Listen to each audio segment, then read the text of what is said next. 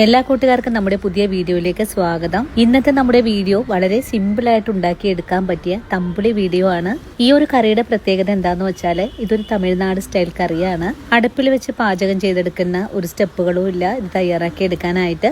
എല്ലാം കൂടി ചേർത്തൊന്ന് അരച്ച് ഒരു താളിപ്പ് ചേർത്ത് കഴിഞ്ഞാൽ വളരെ സ്വാദിഷ്ടമായതും വളരെ ഹെൽത്തി ആയിട്ടുള്ളതുമായ നല്ലൊരു തമ്പുളി ഇവിടെ നമുക്ക് റെഡിയാക്കി എടുക്കാനും സാധിക്കും. അപ്പോൾ നോക്കാം എങ്ങനെയാണ് വളരെ സിമ്പിൾ ആയിട്ടുള്ള നല്ല ഹെൽത്തി ആയിട്ടുള്ള ഈ ഒരു തമ്പുളി തയ്യാറാക്കി എടുക്കുന്നതെന്ന് നമ്മുടെ വീഡിയോയിൽ കൂടെ നമുക്ക് കണ്ടു നോക്കാം. വീഡിയോ കാണുമ്പോൾ നിങ്ങൾക്ക് ഇഷ്ടപ്പെടുവാണെങ്കിൽ തീർച്ചയായിട്ടും നിങ്ങളുടെ വിലയേറിയ ലൈക്കിൽ തരാൻ മറക്കല്ലോ കേട്ടോ കൂട്ടുകാരെ. അപ്പോൾ ഉടൻ തന്നെ നമുക്ക് നമ്മുടെ വീഡിയോ കാണാൻ പോകാം. ഇനി നമുക്ക് തമ്പുളി തയ്യാറാക്കാൻ തുടങ്ങാം. ഇതിനായിട്ട് ഞാനിവിടെ ഒരു വെള്ളരിക്കയാണ് എടുത്തു വെച്ചിട്ടുള്ളത്. ഇതിനായിട്ട് കുക്കുംബർ വാങ്ങുമ്പോൾ അല്പം ഇളയത് നോക്കി വേണം വാങ്ങാനായിട്ടും. ഇനി നമുക്ക് ഈ കുക്കുംബറിന്റെ തോലെല്ലാം ഒന്ന് കളഞ്ഞെടുത്തിട്ട് വരാം. തോല് കളഞ്ഞ് നന്നായിട്ട് കഴുകിയതിന് ശേഷം ഈ ഒരു രീതിയിൽ ഇവിടെ കട്ട് ചെയ്തെടുത്തിട്ടുണ്ട്. നമുക്ക് ഈ കുക്കുംബർ നല്ല പോലെ ഒന്ന് അരച്ചെടുക്കേണ്ടതാണ്. ഇനി ഒരു മിക്സിയുടെ ജാർ എടുത്ത് വെച്ചിട്ട് ഇതിലേക്ക് ആദ്യമേ നമുക്ക് വെള്ളരിക്ക അരക്കാൻ ഇട്ട് കൊടുക്കാം. വെള്ളരിക്ക മിക്സിയുടെ ജാറിലേക്ക് മാറ്റി കഴിഞ്ഞാൽ ഇതിലേക്ക് കുറച്ചുകൂടെ ചേരുവകൾ ചേർക്കണം. ആദ്യമേ നമ്മൾ ഇതിലേക്ക് ചേർത്ത് കൊടുക്കുന്നത് ഒരു പിടി നാളികേരമാണ്. നാളികേരത്തിന്റെ അളവൊന്നും കൂടാതെ വേണം ചെയ്തെടുക്കാനായിട്ടും.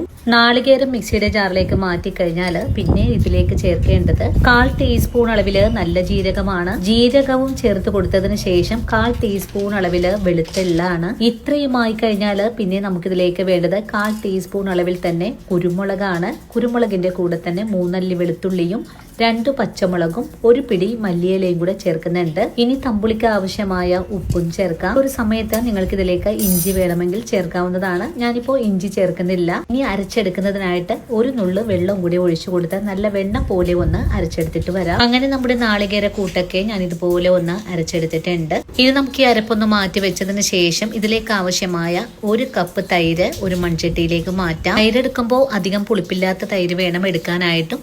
അതിനുശേഷം തൈരിന്റെ കട്ടകളൊക്കെ ഒന്ന് ഉടച്ചെടുക്കാം. കട്ടകളെല്ലാം ഉടച്ചെടുത്ത തൈരിലേക്ക് അരച്ച അരപ്പ് കൂടെ ചേർത്ത് കൊടുക്കാം. ഇനി മിക്സിയുടെ ജാറ് കഴുകിയിട്ട് 1 കപ്പ് വെള്ളം കൂടെ ഒഴിച്ചു കൊടുക്കാം. വെള്ളം ഒഴിച്ചു കൊടുക്കുമ്പോൾ ചൂടുവെള്ളം ഒഴിച്ചു കഴിഞ്ഞാൽ നല്ലതാണ്. ഇനി ഇതെല്ലാം കൂട്ടി യോജിപ്പിച്ച് ഒന്ന് ഇളക്കി കൊടുക്കാം. അങ്ങനെ നമ്മുടെ തമ്പുളിയുടെ കൂട്ട് ഇവിടെ റെഡി ആയിട്ടുണ്ട്. അധികം പാചകങ്ങളൊന്നും തന്നെ ഇല്ലാതെ വളരെ സിമ്പിൾ ആയിട്ട് ഉണ്ടാക്കിയെടുക്കാൻ പറ്റിയ വളരെ ഹെൽത്തി ആയിട്ടുള്ള നല്ലൊരു കറി കൂടിയാണ്.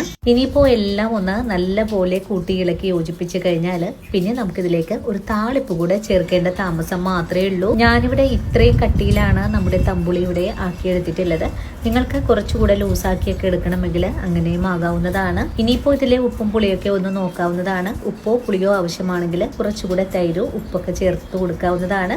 അതിനുശേഷം ഒരു താളിപ്പ് ചട്ടി അടുപ്പിലേക്ക് വെച്ച് കൊടുക്കാം. ചട്ടി ചൂടായി വരുമ്പോഴേക്കും നമുക്കിതിലേക്ക് കുറച്ച് വെളിച്ചെണ്ണ ഒഴിച്ചു കൊടുക്കാം. വെളിച്ചെണ്ണ നന്നായിട്ട് ചൂടായി വരുമ്പോഴേക്കും നമുക്കിതിലേക്ക് 1/4 ടീസ്പൂൺ അളവിലെ കടുക് ചേർക്കാം.